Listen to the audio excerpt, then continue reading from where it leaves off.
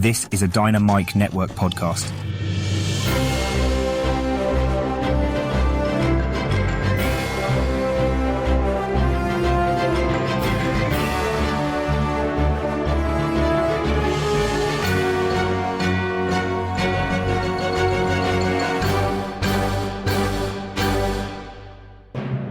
Hi, welcome to the Dynamic Duel Podcast, a weekly show where we review superhero films and debate the superiority between Marvel and DC by comparing their characters in stat-based battle simulations. I'm Johnny DC.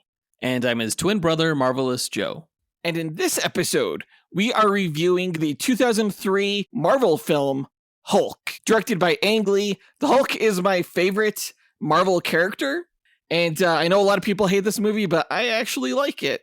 Well, I don't have a favorite DC character. I think they're all bad. I agree that it's a good movie, but it has some issues. I think a lot of people realize that. I think you're the only one that doesn't, Jonathan. We'll talk about the movie later. We've been waiting to talk about this movie for a while, so looking forward to it. I do want to say that Joseph's a filthy liar, because he said on the Discord before that his favorite superhero from DC was Superman. That was a joke. I was joking that day. Sure. I don't have a favorite DC superhero. Before we get to the review, though, we're going to break down the comic book movie news from this past week, of which there was huge news for DC. We got our first look at the new Superman logo, and James Gunn revealed the title change for his upcoming Superman movie. As always, we list our segment times in our episode description, so feel free to check out the show notes if you want to skip ahead to a particular topic. Our artificially intelligent duel simulator, AJ9K, has a quick message for our listeners, so listen up. Why, hello there. Do you love listening and chatting about Marvel and DC? Then become a part of the Dynamic Duel community on Patreon, where you can choose from 3 tiers. The Dynamic 2.0 tier lets you listen to this podcast without ads and gives you access to its Discord chat group, where you can chat with Johnny DC and Marvelous Joe. The Fantastic 4 tier gives you that and more, with 2 bonus episodes each month, including bloopers and top 10 shows where Johnny and Joe count down your favourite Marvel and DC subjects. The X-Force tier makes you an executive producer of Dynamic Duel, where every month you help the host choose what to review and who to fight against each other. And finally, the Dynamite Podcast Network tier allows aspiring podcasters to create their own battle-focused show using this Monte Carlo simulator. Johnny and Joe will help you develop your show, provide graphic support and consultation, and get you simulation results to announce on your show. Pitch the twins your show via email at dynamicduelpodcast@gmail.com or by reaching out to them on social media. Check it out at patreon.com/dynamicduel. Pip pip cheerio. Thanks, AJ9K, and thanks to everyone who supports the podcast. Guys, be sure to tune into the shows in the Dynamite Podcast Network this week, including Max Destruction, which pits your favorite action heroes from film and television against each other. This week, hosts Ken and Scotty find out who'd win in a fight between Cleric John Preston from Equilibrium and Mr. Smith from Shoot 'em Up. On the Senjo World podcast, host Master Senjo speculates on fights between fan-favorite anime characters. This Thursday, we'll find out who would win between Superman from My Adventures with Superman and some asshole named Son Goku from Dragon Ball. I'm actually guessing on this episode this Thursday, so definitely make sure to tune in. On the Console Combat podcast, hosts John and Dean find out who would win in fights between popular video game characters. In yesterday's episode, they found out who would win between Joel Miller from The Last of Us and Deacon St. John from Days Gone. Visit dynamicpodcasts.com or click on the link in our show notes to listen to all of the shows in the Dynamite Podcast Network. But with that out of the way, quick to the no prize. A No Prize is an award Marvel used to give out to fans. Our version, the Dynamic Duel No Prize, is a digital award we post on Instagram for the person that we feel gave the best answer to our question of the week. Last week, we asked, what is your favorite universe in the Marvel or DC multiverse, and why? And this was coming off of the trailer release for Justice League Crisis on Infinite Earths Part 2, which deals with the multiverse. Apparently, we've asked this question before. I don't remember. But I think we got some new answers, so we'll go ahead and break down this week's honorable mentions as well as the No Prize winner.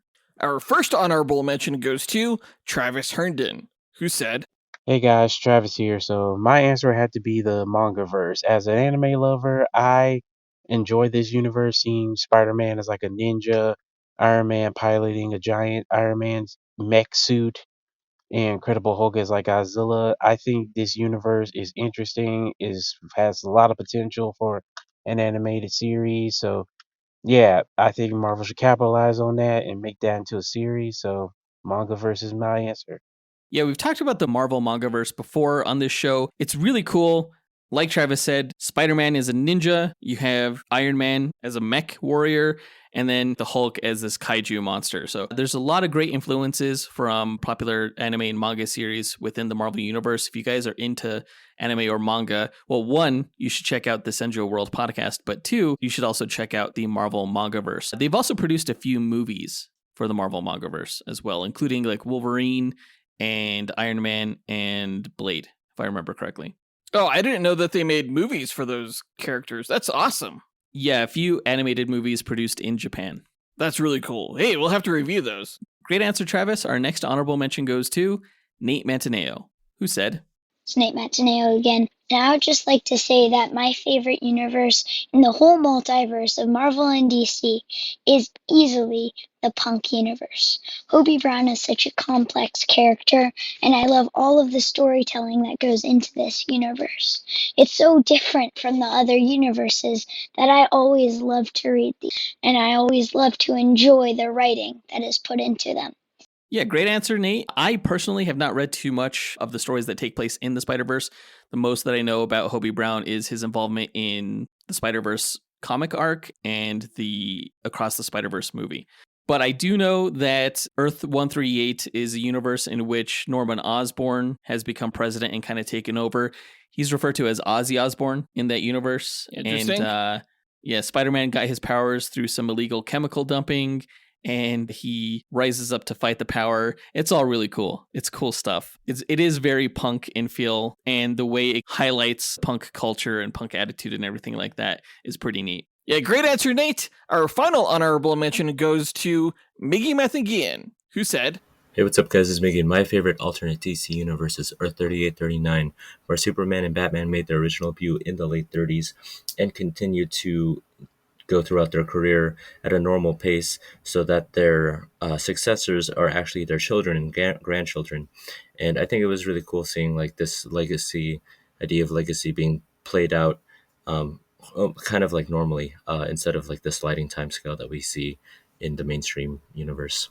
Yeah, this was an Elseworld series that I never read, though I remember seeing it in my local comic book store in the early 2000s. I think it was Generations 3 that came out around that time. But no, that sounds like an awesome Elseworld. I love Elseworld series, especially ones that focus on legacy. So yeah, I'll definitely have to check this out. It sounds kind of like Kingdom Come. Sort of, but it's more about like just the heroes living in real time, I guess you could say. So a Superman who started in the 1930s would not still be Superman today. Well, if Kingdom Come was written in the past as an Elseworld story set in the future, if our present is now the past's future, you could almost say that Kingdom Come is a story that would take place today. Because I think in that story, Superman and Batman were almost 100 years old. Well, maybe not 100, but definitely up there. Great answer, Miggy. That does it for all of our honorable mentions. The winner of this week's No Prize is Ed Jones, who said, What's up, boys? It's Ed Jones here. Listen, I'm going to tell you the best Marvel multiverse. It's the Old Man Logan world. Here's why. Hulk hillbillies, check. Tyrannosaurus Rex covered in a symbiote, check. All your favorite heroes have been murdered in gruesome ways by their villains, check, check, check. What's better than that? Absolutely nothing. This is the top tier of the Marvel Universe. All right, thanks. Peace out. Yeah, Old Man Logan was a great story. It was a crazy story set in a dystopian future where all the heroes are dead. All the villains have pretty much taken over America, and it's partly a road trip story between Wolverine and Hawkeye as they journey across the United States, but it's also a revenge story toward the end. If you're a fan of the Hulk, like if you like the Hulk movie and you're listening to this review episode of the Hulk because you're a fan, maybe avoid Old Man Logan because they kind of did the character dirty in the books because in that timeline, he does the nasty with his cousin She-Hulk and they produce a bunch of offspring. So that's kind of awkward. I think I knew that, but I also think I blocked it. Yeah, somewhat in their defense, I guess they ended up going crazy due to radiation exposure in California, but yeah, it's not much of a defense. Mark Miller wrote it, obviously, like, because that's totally something that Mark Miller would put in one of his stories. He kind of tends to try to be a little bit edgy about things, a little bit too much so sometimes. Now it makes sense. Now it all makes sense. So my favorite Elseworlds is Kingdom Come. Anyone who's been listening to the podcast for a while knows that. But Joseph, what is yours? That's a great question. Well, I mean, anybody who's listened to the podcast, especially some of our bonus episodes that we have on Patreon, they'd probably know that my favorite Marvel story is Earth X, which is a Kingdom Come-like story set in the Marvel Universe that is highly introspective on the Marvel Universe as a whole. So I might say that one. Cool. Yeah, that is a good one. Well, great answer, Ed. You win this week's No Prize. If you, the listener, want a shot at winning your own No Prize, stay tuned to later on in this episode when we'll be asking another question of the week. And now that that's done, on to the news.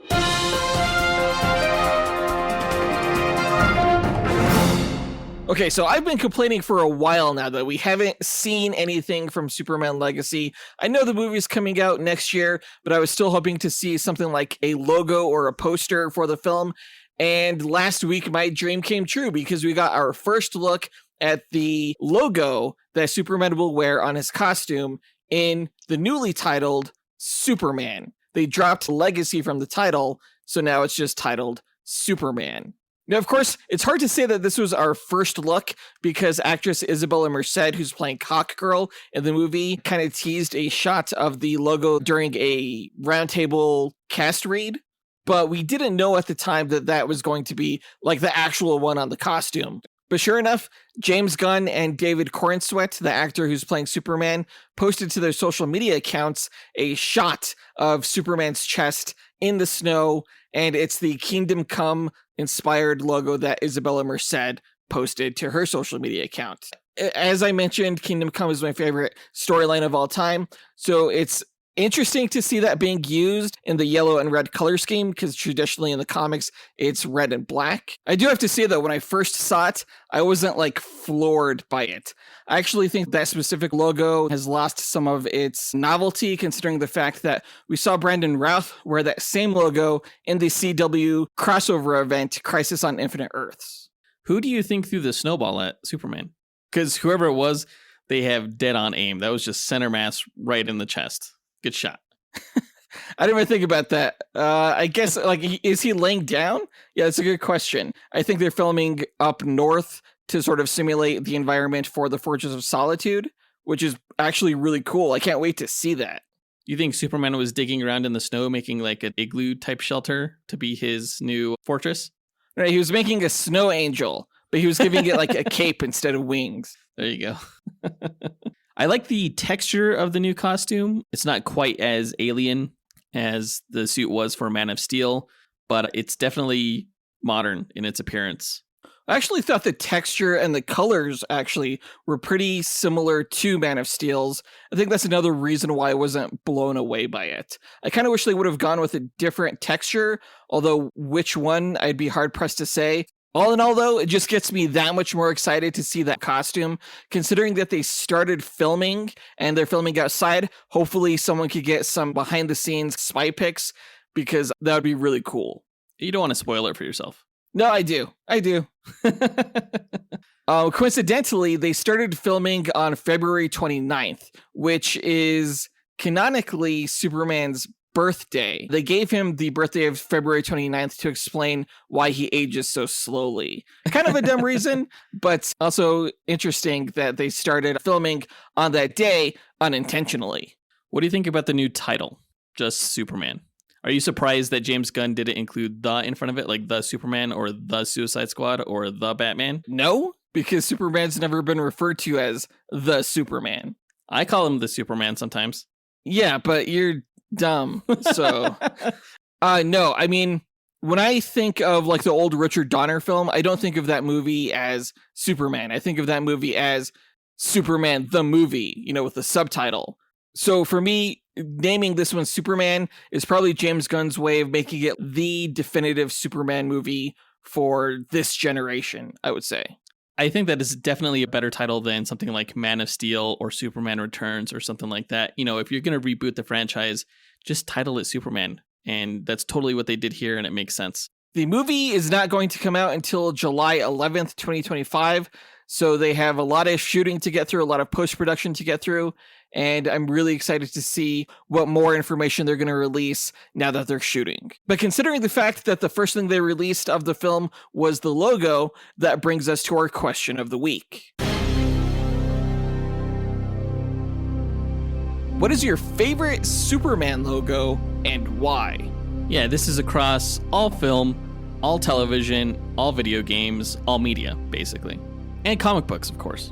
Record your answer at dynamicduel.com by clicking on the red microphone button in the bottom right-hand corner of the screen, which will prompt you to leave us a voicemail.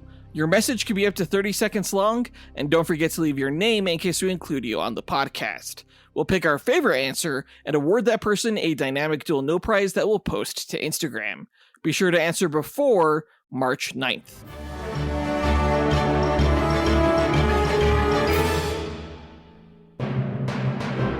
But I believe that does it for all the news for this episode.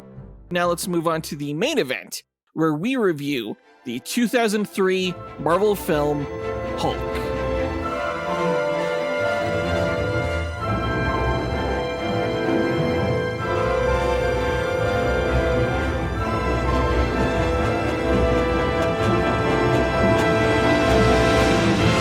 Okay, Hulk came out in 2003, directed by Ang Lee and starring Eric Bana, Jennifer Connelly, Sam Elliott, Nick Nolte, and Josh Lucas. Before I even get into it, because I have a lot to say, here's your spoiler warning right up top. We'll be discussing plot elements from this film that you won't want spoiled for you if you haven't seen the movie but still plan to.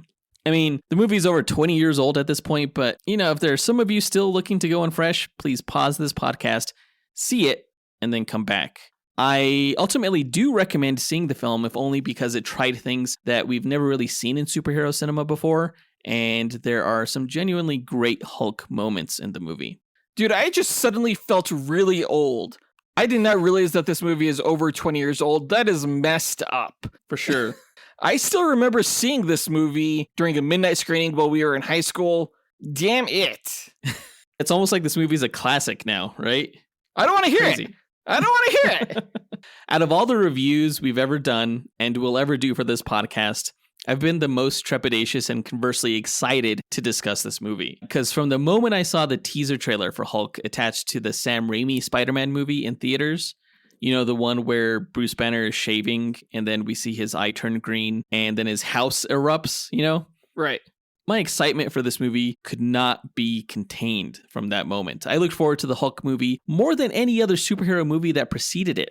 Now, this was 17-year-old Joseph who hadn't learned to check his expectations yet. But I remember counting down the months until the Hulk's release. And when it did come out, you and I had gotten a job at our local movie theater. And I knew I was going to be able to see the movie as many times as I wanted. And I did end up seeing Hulk 6 times in theaters. I saw it with you, Jonathan. I saw it with our siblings, with our parents, with some friends, and even a few times on my own. I remember telling everyone about how fun it was and getting them hyped to see it, but then I remember the look of disappointment in each of their eyes as we left the theaters. Like, none of them liked it as much as I wanted them to. I still remember seeing this movie in theaters and just from the opening music by Danny Elfman, it was just like this magical experience. And even watching it again recently for this review, it took me all the way back there. I don't know if it's a nostalgia thing, but it just made me really happy to be watching this movie. Yeah, I mean, I agree. The Danny Elfman score, was incredible. Recent allegations aside, Danny Elfman is a superb film composer who has scored numerous films from, 1989's Batman to 2002's Spider-Man, even as recently as 2022's Doctor Strange in the Multiverse of Madness. I think his work on the Hulk is his biggest departure and probably my most favorite. Just like the sweeping orchestra with all the strange sounding instruments that combine to create this really unique score, real dark, yet still very powerful. Yeah, I would say it's my favorite Marvel score, hands down. In hindsight, I think I saw the film so many times in theaters because I wanted to like it more than I did. And it was because I was so invested in the idea of the film being incredible that I wasn't honest with myself that the film is really a mixed bag of absolutely brilliant and horrible ideas. I truly appreciate the film for the vision and what it attempts, but damn, it is a hard movie to sit through sometimes, I have to admit. Anyone who has trouble sitting through this movie just has the worst attention span ever. That's Like, not even true. I miss movies like this, honestly. Like, I miss movies that sort of force you to pay attention and have you sit and experience this art, you could say. Ang Lee is an auteur, hands down, and this is a really beautiful movie. I mean, in terms of character depth and in terms of artistic editing, the movie swings for the fences, which I 100% respect. But I would say the film doesn't really hit a home run. As much as Ang Lee tries to bring his own auteur sensibilities to the superhero genre, it doesn't fully work, at least not in the way general audiences would expect in a Hulk movie.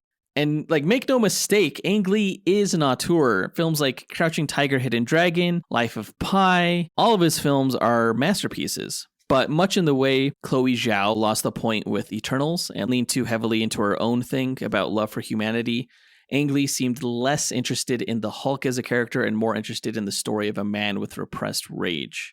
On its own, that sounds fascinating, but when it takes 40 minutes for us to even see the Hulk, when the second act doesn't start until an hour 10 into the film, and when the climactic battle sputters into an unintelligible mess, at that point you kind of start wishing for a more straightforward, entertaining approach.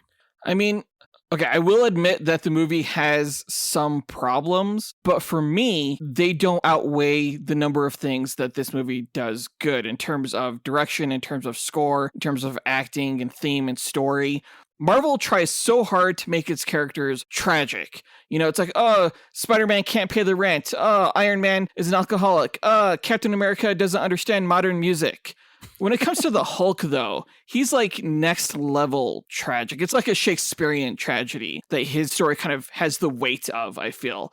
And Ang Lee did a masterful job of capturing that. There's no other way to describe it. Now, I understand if fans of the Hulk don't like that approach and they just want to see the Hulk destroy things and smash things. But to me, I get so much more value out of something like this 2003 Hulk film than a lot of what we've gotten from the Hulk later on. I mean, you cannot discount the effort Ang Lee put into the why of the Hulk and the psychology of the character. In the comics, Bruce Banner's backstory with his abusive father was touched upon, but it was introduced in the books long after the character was. That is to say, the psychology of how a man manifests his childhood trauma in the form of a rage-fueled, tantrum-throwing monster is riveting, but it's not 100% necessary for the appeal of the character.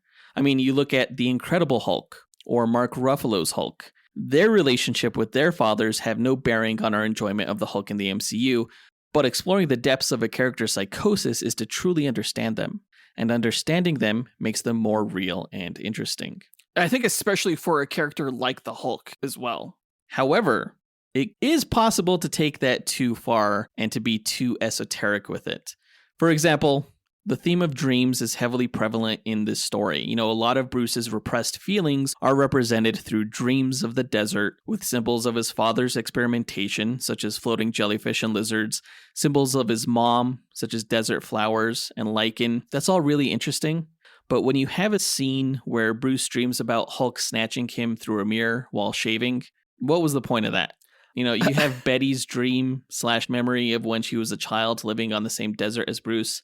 I have no idea what the purpose of her dream was. Like, you could say that sequence served to show her and Bruce's childhood ties, right, while showing her subconscious uncomfortableness with him and her recognition of something dark lurking within. Right. But that's all left for interpretation. We don't know what happened to her as a child, or who that man really was, or why the scene was necessary to begin with. You know, there's a lot in this film that can and probably should have been left on the cutting room floor. No. Because, like, at some point, the psychological exploration becomes redundant. You know, from the very opening scene, the audience already understands that something traumatic happened in his childhood. Dude, that's the joy of watching the film on multiple passes. Like, finally understanding Betty's dream on the third or fourth watch is part of the joy of it. You understand more about the humanity of these characters and what they've gone through by watching this film multiple times. Now, like I said, I saw the film 6 times in theaters. I don't think I would recommend to anybody that they need to watch this film multiple times. It's a long-ass movie. It's over 130 minutes long. Again, people complain about long run times. I say that's just more bang for your buck. There are a lot of like montagey scenes, though, that could have easily been excised that seemed like they just included in the film because they spent the money and resources to film it. Like a 3-minute sequence of Bruce being taken to the desert base, or the 2-minute scene of police and military just driving up and pointing their guns at Bruce in San Francisco. Like literally nothing else happens there. The pacing of the film has no drive, and the editing has no seeming regard for its intended audience, people who really would pay to see this movie. And I think the box office showed that. The film was like a success, but it wasn't a resounding success. When it comes to the editing, I understand that it's not a tight cut. Absolutely could have been tighter. But I think you have to, as you mentioned earlier, 100% respect the ambition of the filmmakers it took to invoke reading a comic book, panel by panel. I mean, sure, it's kind of like a double-edged sword. I mean, on one hand, the Hulk does things with the craft of editing that no other film has attempted that I've seen then or since. There are some transitions here that are honestly mind-blowing. Like when Bruce leans forward in front of a picture-in-picture-esque panel of a screen monitor, and it turns out the monitor is in the frame after the transition. That's like, whoa! Right. Or like when a split screen of helicopters in the sky and Humvees on the ground are revealed to share the same horizon. Or like when the camera tracks Betty running in one direction with plants coming into frame that are taken from a different shot of her entering from the other side. Like, my jaw drops when I see stuff like that. That type of editing is so unique in narrative film. On the other hand, like you said, Ang Lee also tried to convey the experience of reading comic book panels by often showing multiple takes of a shot within the same frame. And I would say not only is that experience not like reading a comic, it was probably the most annoying editing I've ever seen. Like, that type of film school experimental stuff has a place maybe, but not in a film like this, especially when the editor doesn't transition out of the panel framing. Like, you have multiple shots in frame and then it just snaps into one shot without any flow. It's used very clumsily a lot in this movie. I mean, they say that editing is supposed to be an invisible art form, right? If you notice it, then it's probably not good editing. But there were so many times here, like you mentioned before, where certain elements and certain panels move into other split screen panels and become a part of that shot that were just so seamless. It's movie magic, man. It's incredible. I have no idea how they planned out some of these shots because you can't really storyboard for editing like this, I feel. So I don't know how they even fathomed some of these transitions that are in this movie, but they're too ambitious to just kind of dismiss. Like, I remember being pissed off that the film wasn't even nominated for an editing Oscar because it was unlike anything, like you mentioned, I've ever seen before. I think it wasn't recognized for an Oscar because it has simultaneously some of the best and worst editing ever. And they couldn't discount like the ridiculous looking shots with the really cool stuff that the film attempted. I feel like you feel that way about the movie in general. Yeah, I mean, yeah, it's a mixed bag. Well, you're wrong. Like, I feel like you're trying to make me dislike this movie, but you're just making me appreciate it, like, all the more. I'm not trying to get you to dislike this movie. I'm just speaking truth. And if you want to be blinded by nostalgia and weird reverse fanboyism, considering you're not even a Marvel fan, more power to you.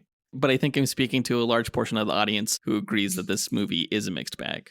That being said, let's go ahead and move into our character breakdown, starting with the Hulk, aka Bruce Banner, played by Eric Bana. I like Eric Bana. I think he's a decent actor who did a commendable job in the role of Bruce. I think he nailed the more psychological aspects of the character, especially his internal conflict. You know, he's actually very skilled at portraying Bruce's inner rage that's boiling just under the surface. What he's not that great at is at portraying external rage, where he's like snarling and shaking and roaring. But in his defense, I don't know a single adult actor that can pull off that kind of temper tantrum behavior in a believable way. I think Ang Lee's direction didn't do Eric Bana any favors when it came to those scenes because the actor came across as kind of ridiculous in those moments. It did feel kind of forced on more than one occasion, I will agree. You know, there's a reason why we never saw Edward Norton or Mark Ruffalo do that sort of over-the-top rage acting. You know, with Norton, they had the heart rate monitor gimmick where he conveyed more of a sense of panic as his transformation was imminent. And Ruffalo has only had one angry transformation, and that was during the helicarrier attack in the first Avengers film. And by the time he was that angry, his transformation was already in progress, which made sense. If you're going to be that angry, you may as well already be transforming. So I think Ang Lee didn't have a good sense on how to portray those transformation scenes, and Eric Bana suffered for it, coming across sometimes more like Mr. Furious from the Mystery Men film. I mean, the whole cast is stellar.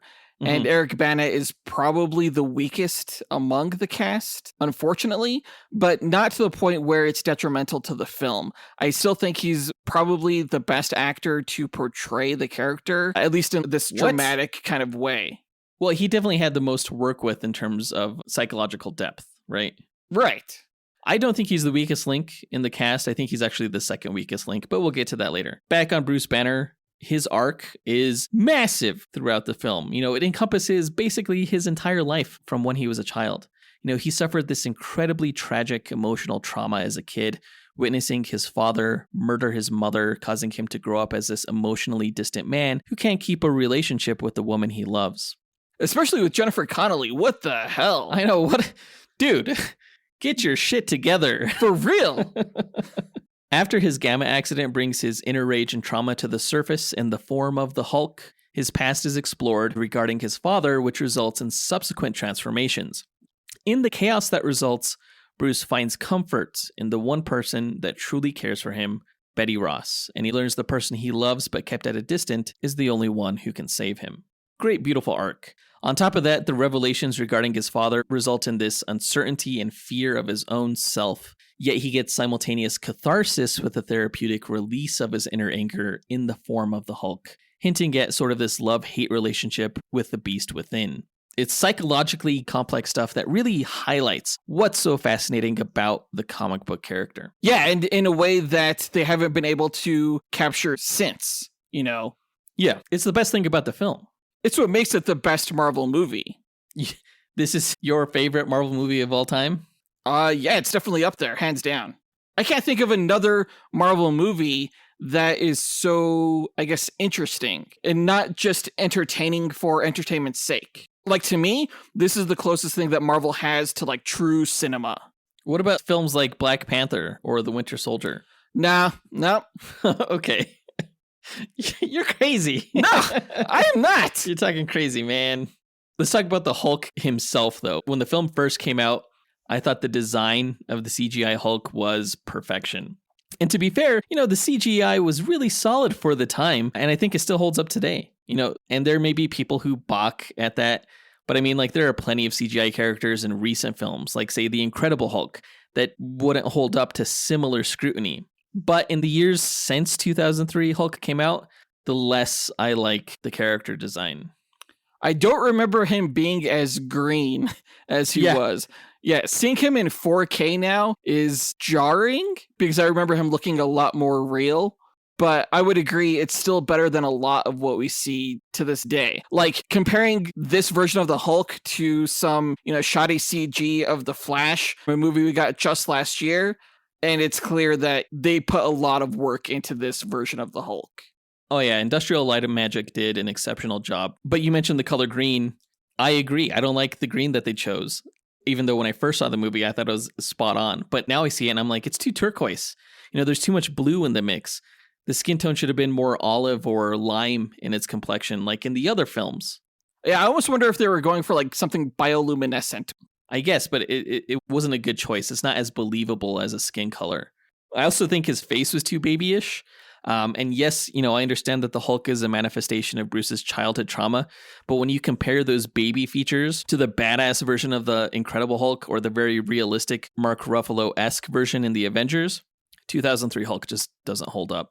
Yeah, no, the Ruffalo Hulk is by far the superior version design-wise of the Hulk because it looks like the actor who's playing him. This version of the Hulk looks nothing like Eric Bana, even though you could see a little bit of a hint of him in there. I actually think I saw more of the child version of Bruce Banner in the Hulk this latest time I was watching it. But yeah, like even the hairstyle is different. It's kind of strange. Yeah. Let's go to move on to Betty Ross, who was played by Jennifer Connelly. Now, I want to give a quick disclaimer. Jennifer Connelly has been my childhood crush from the moment I first saw her in The Rocketeer in theaters, and she's exceptional and flawless in any performance she's ever given. Moving on to that's all you really have to say.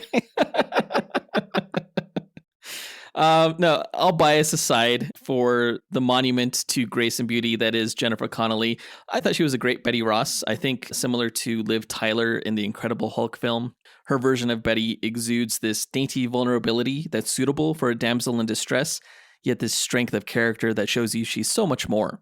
I think Jennifer Connelly is the heart and soul of this film. In some ways, I feel like she's almost like the protagonist in how much screen time she gets and just how good of a performance she gives.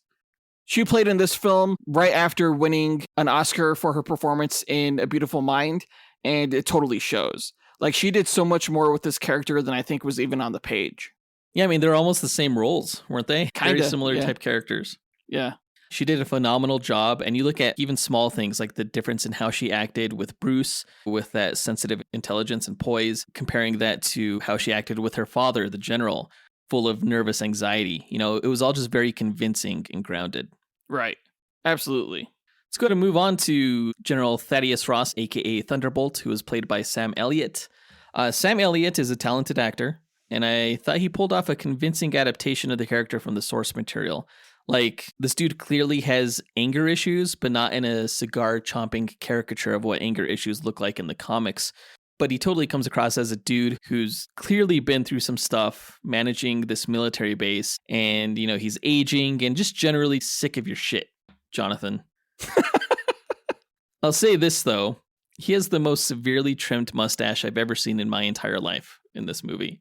Like, why did he need to trim it so much? It's already mustache shaped. Like, just leave it alone, bro. I mean, I think it was fitting for the character. He's a military guy. He doesn't need to be the best looking guy in the room. You know, all he needs to do is exactly what he did in the movie and just like be really pissed off and just have like this commanding presence, which he totally sold. You know, I've had debates on our Discord whether Sam Elliott or William Hurt gave a better Thunderbolt Ross performance. And to me, it's laughable that you could even compare William Hurt's performance to Sam Elliott's. Sam Elliott just did, in my opinion, such a better job and more believable job. And I think he's absolutely the superior version. Totally disagree that William Hurt's character can't be compared to Sam Elliott's because I think they both did a phenomenal job. No, like William Hurt was like jokey and like aloof. What? Yeah. Like when he's in the bar, like, oh, look, Tony Stark. No, Sam Elliott would not behave in that manner. He's a fucking officer and a gentleman. Okay. Calm down, Richard Gere. Let's go to move on to the Absorbing Man, aka David Banner, played by Nick Nolte. I have no idea what to say about Nick Nolte's portrayal. Like, his role is so unlike the Absorbing Man, but it seems very in tune with Brian Banner, who is Bruce Banner's dad in the comics. If you took away everything about how the comic character looked and acted, and then made it 100% more like Nick Nolte. In fact, I'm pretty sure Nick Nolte wasn't even acting here. I think he was just on a drug-fueled bender thinking he'd try to kill Eric Bana. Jeez. And they filmed it. I thought he did a fantastic job. I mean, I loved it up until he became the Absorbing Man, honestly. As cool as that looked and as cool as they like depicted that, I kind of wish that they didn't do that to the character. I understand you need like a supervillain with superpowers to go up against the Hulk, but Nick Nolte was menacing enough when he didn't have powers, in my opinion. Not really. He was just this like dude who needed a shower. Oh right? my gosh. Did a few too many experiments on himself with drugs, like both the legal and illegal kind. I don't know what to say to that. You're wrong. I thought he gave a great performance, and he totally pulled off like all of the scientific jargon and everything like that the role required. He was meant to be unhinged. What did you think of him suddenly going all megalomaniacal in the final scene that he had? Oh yeah, that's an interesting scene. I understand that he was like mad at the military, but I'm not sure where the whole like, yeah, let's take over the world and stop the military from controlling our lives kind of angle came from. Yeah, he kind of became like this weird conspiracy theorist, like wanting to tear down flags and governments and stuff like that. It was kind of out of left field. Let's go to move on to Major Glenn Talbot, played by Josh Lucas. Now, Josh Lucas is a good actor, just not at all in this movie. I don't know if he was directed to give the most cartoon villain performance ever here, but he gave it his best shot regardless. I thought it was interesting how they made Major Glenn Talbot from the comics into an ex-military civilian contractor for a science corporation here. They did keep some things like he still pined for Betty Ross, and it seemed like maybe they had a past together, but none of that was really explored. I guess I did misspeak earlier when I said that Eric Bana was kind of the weakest link in this ensemble, because I would agree Josh Lucas was worse. Honestly, I'm not even sure how he got the job. I wonder if it was maybe because he knew Jennifer Connelly from A Beautiful Mind or what. But yeah, I think he was miscast. He was kind of a rising star at the time. We don't quite see him in as much stuff anymore. True. I do think the character was done real dirty the way he went out, having the M2 rocket ricochet off the Hulk and then blast him into this like cardboard cutout. That was weird. That was definitely one of the film's less successful transitions. I don't know. I think it was meant to kind of be humorous. Like when I shut saw up. Okay, all right. No, you're going too far. You're just defending everything now. And you got to be realistic. Like even when I watched it with my girls, they were like, ha ha. And we just moved on. No one complained about it. You're just a being complainer. Inconsistent now. Like, do you like entertainment or do you not? You just like to complain about things. No, I don't. Fine. I call things out as they exist. I do think it would have been interesting to have Talbot be more of a soldier than a scientist and like pilot one of the helicopters that were trying to take the Hulk out. Because I think that would have been more in keeping with the comics and would have given a more human face to the Hulk versus the Army struggle. A great rendition of Major Glenn Talbot was done in the Agents of S.H.I.E.L.D. television show, who I thought was very true to character compared to this Josh Lucas version. Yeah, I mean, I don't know too much about the character from the comics, but I'm guessing the character is better in the comics or, anywhere else but this movie. That brings us to the end of the character breakdown. Let's go ahead and move into the story highlights.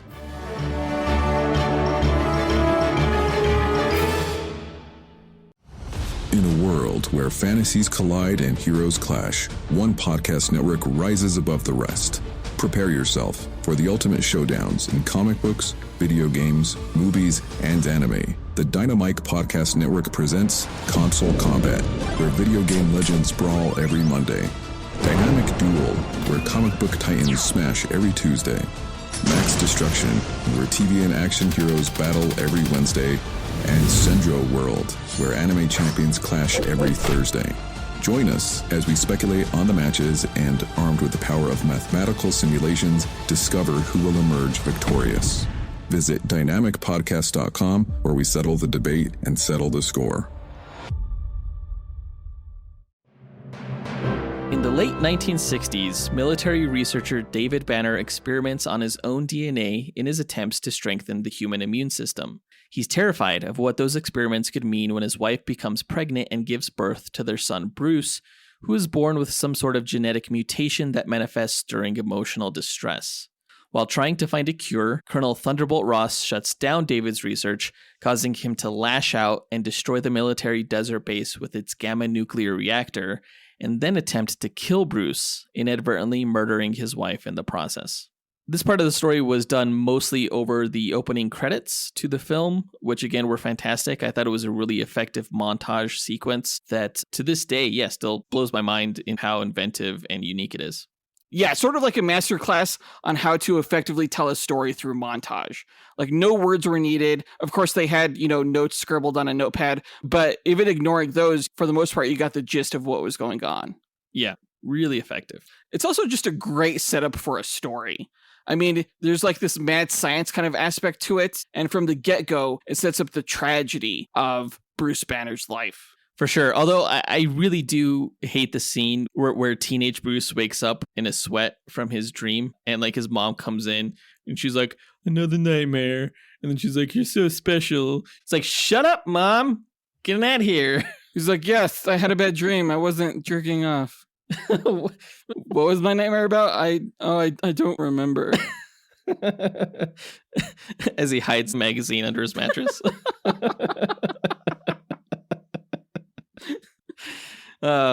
In the present day, Bruce works in Berkeley, California as a researcher in cellular regeneration.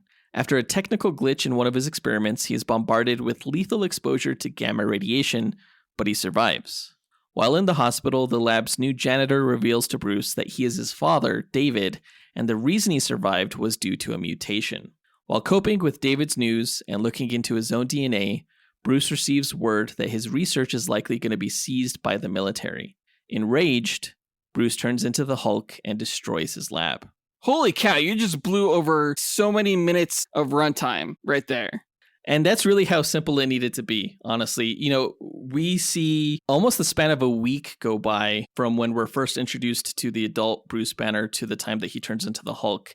And many of the events that happened across those nights could have been condensed into the span of one evening and one night. There's just too much needless shit.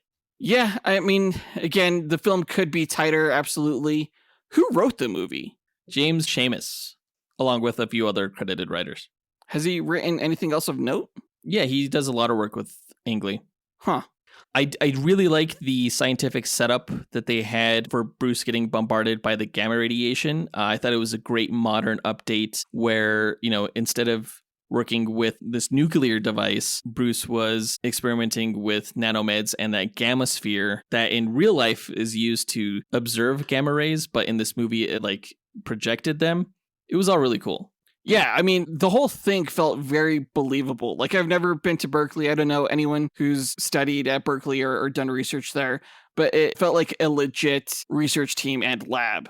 Yeah, for sure. I think that was due in part because Ang Lee's wife is a scientist, if I remember that correctly, and she was a consultant on all that stuff. Oh, nice. What did you think of the Hulk's first transformation? I thought it was kind of stupid. The first major catalyst that turns him into the Hulk was tripping over a bucket of water. I thought that was kind of ridiculous. But then the way they portrayed his transformation, where he's digging into the wall and slowly growing, and you don't really get to see him because it's so dark and everything like that, I thought that was handled really well. Seeing the Hulk for the first time, trash the lab, throw the gamma sphere out of the building, and jump through the roof of the building and all that stuff, phenomenal. I mean, if I stepped in a bucket of water and almost tripped, I'd be pretty upset too. I'm just saying. But no, I mean, a lot of this first scene we see with him is in the dark, which I'm sure helped with the special effects, but also kept an air of mystery around the character. Mm-hmm. It was a great teaser for what was to come. I agree. Yeah. There is one thing I want to mention real quick. Their assistant in their lab. Why Harper. The hell not just name him Rick Jones? I don't fucking know, man. He should have been named Rick Jones. Who's this Harper guy? Back to the movie, Betty finds Bruce unconscious at his home the next morning. Her father, General Thunderbolt Ross, arrives and places Bruce on house arrest, causing Betty to visit with David to learn what's going on. He steals her scarf for her scent, and later that night sicks his gamma-mutated dogs on her, calling Bruce to tell him what he did. Angered, Bruce transforms into the Hulk and smashes his military guards, escaping house arrest to Betty's cabin. Hulk fights and kills the gamma dogs to protect Betty, who learns what Bruce has become. The infamous Gamma Dogs. Yeah, the Hulk dogs are actually an element from the comics. There was a brief storyline where Hulk went up against a bunch of gamma irradiated pit bulls who had spiked collars and everything. Totally worked in the comics. Did not work in this movie. I think maybe because they used other breeds like French poodles and stuff like that, which just made the whole thing seem a little bit more ridiculous. I think if David Banner owned pit bulls exclusively, it might have seemed like more of a less cheesy fight. That being said, the way he demolished those dogs was pretty epic. Yeah, they kind of just exploded in a cloud of green, which makes sense because you don't want to show actual exploding dogs. And I guess they were unstable, apparently. Yeah. The next day, Betty contacts her father, whose men incapacitate and capture Bruce, taking him to their desert base. There, Betty tries to help Bruce overcome his childhood trauma, believing his emotional distress is triggering his transformations. Meanwhile, David uses Bruce's research on himself, recreating the lab accident and transforming himself into the Absorbing Man, capable of taking on the properties of whatever he touches. Using his new powers, he kills a lab security guard. Now, I really like the scene where Betty takes Bruce back to his childhood home. I like the cinematography, particularly in the shot, because you can tell they used natural lighting. And I thought it was a great bit of mystery that was being uncovered there. I mean, the audience was largely clued in onto what the mystery was. Obviously, something happened to his parents within that room. And so your mind automatically goes to, his father killed his mother. But I thought it was one of the best scenes of Eric Bana's acting when you could see the emotional distress that he was in just being in the house and approaching the door where it all happened. Yeah, he was afraid of it, right? Yeah. And I think throughout the whole film, they did a good job of sort of setting up the intrigue of what happened behind that door. Again, I watched this with my family this last round, and it was the first time any of them had ever seen any of it.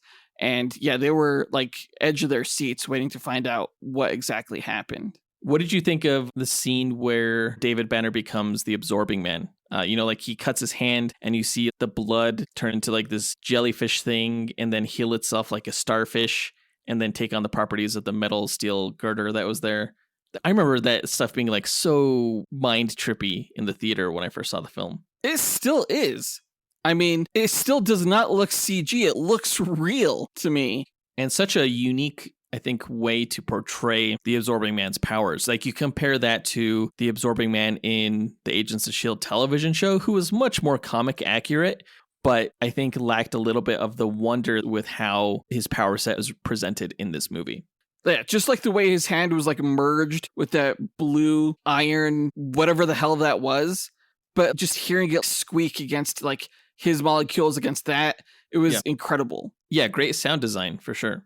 And the way he killed the guard by merging his foot with the metal grating underneath and also merging with the electrical panel beside him, it was pretty inventive and pretty brutal. Like, honestly, with powers like that, I'd be like, I'm fine. Like, I don't need my son and his Hulk power to like power me up even more. Like, this is hella dope already. Yeah, he got greedy. He just wanted more power. Betty's work with Bruce is cut short by the private research company Atheon, led by former Army Major Glenn Talbot, who wants to weaponize the Hulk. Talbot triggers a transformation by Bruce into the Hulk, who proceeds to destroy the base, with Talbot getting killed in the process. Hulk escapes out into the desert, where Thunderbolt attempts to destroy him using tanks and helicopters. Meanwhile, David visits Betty, telling her that he will turn himself in if she can get her father to arrange one last meeting with Bruce. This whole scene from when he transforms into the Hulk is one huge long action scene. Like it's incredibly long. I don't know if it needed to be that long because as cool as like the escape from the military base was, once he's out in the desert, it starts to feel a little repetitive. And I know that those scenes are probably what everyone loves about the movie, but to me, that's where the movie got kind of boring. That's so weird. It's so weird that you're knocking the few scenes that people actually really love about this film. Hulk going up against the tanks and going up against the helicopters, throwing tanks to the horizon and chomping on missiles and spitting them out, stuff like that. That was everything every Hulk fan ever wanted to see. In that sense, this Hulk movie absolutely delivered. I mean, it's not all bad. It's all good. What do you mean it's not all bad? It's all fucking fantastic. I feel like it goes on for like half an hour though. Like he jumps away close. And then they find him again and then he jumps away and then they find him again. There is no limit to how much audiences, I think, enjoy seeing the Hulk smash stuff. That's really what they came to see. And I think that's why a lot of audiences were disappointed in this film. Again, I understand. I just think that audiences are wrong. That's not the most interesting thing about the Hulk. The only thing I didn't like about these scenes was the jumping physics. Hulk has the ability to leap vast distances. And while I'm no expert, it did seem like the animated physics of that were off. I thought they were much more believable in other films, especially like the Avengers film, where you saw the Hulk taking on the Chitauri. There, it really seemed like he had weight and heft to him in the way that he moved and in the way that he landed. Here, it was almost like he was floating, like he was an inflatable balloon or something. Back to the movie. After evading destruction by the army, Hulk makes his way to San Francisco, where Betty confronts him and causes him to revert back to Bruce. Taken to a military base outside the city, Bruce and David meet while confined to a device meant to incinerate them with an electromagnetic array if the Hulk comes out. David reveals to Bruce that his cells have transformed too, and he requests to absorb the Hulk's power in order to destroy the military and the government. Bruce declines in anger, and David bites into a high-voltage cable, transforming into electricity and zapping himself and the Hulk out of the base.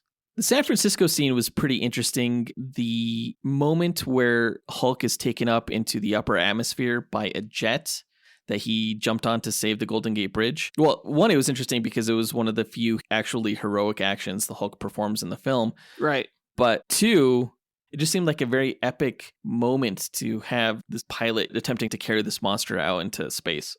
Right, yeah. So before starting the movie, my youngest daughter, Faith, she asked me if the Hulk was a good guy or a bad guy because she didn't know.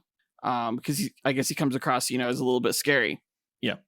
And I had a hard time answering that question, especially in setup for this film. I think the scene of him saving the Golden Gate Bridge is important in terms of making him come across like a hero, but I also think it felt kind of tacked on to the story just for that purpose. And I'm not sure whether that's a good thing or a bad thing. To me, this isn't a superhero movie so much as just a comic book movie about the story of this tragic figure. I would say that the Hulk is a monster who is feared, but he's not bad and capable of heroic actions. Sometimes his actions get confused for villainy, and of course he causes a lot of property damage. But in the few instances that he has caused civilian casualties, it's always been a real tragic moment for the character. Yeah. What did you think of the falling dream sequence where Bruce is back to shaving and then he busts through the mirror?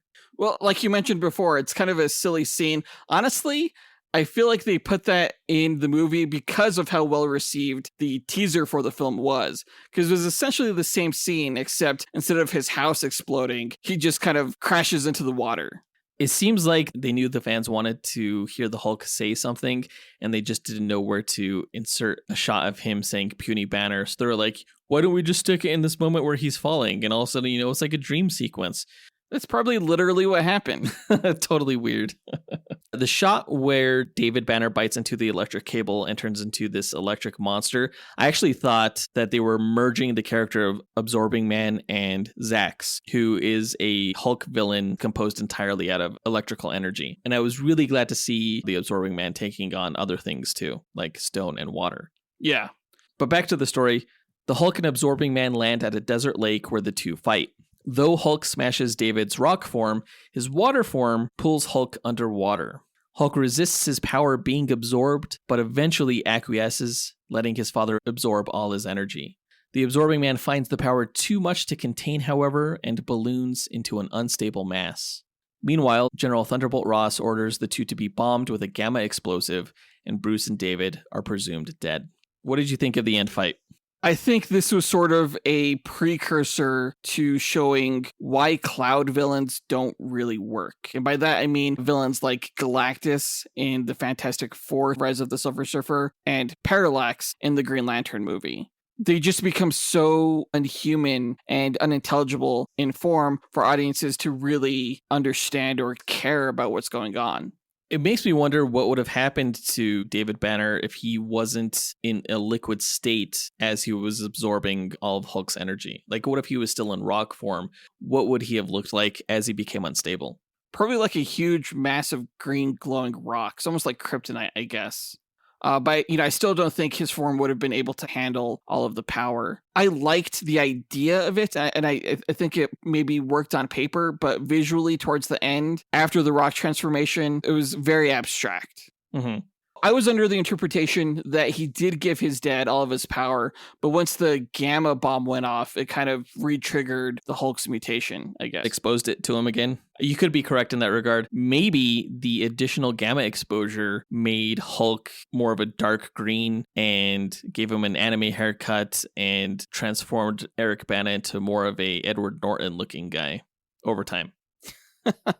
Back to the movie, though. 1 year later, General Thunderbolt Ross calls Betty to see if she's seen or heard from Bruce since the incident, and Betty tells him she wouldn't say even if she had.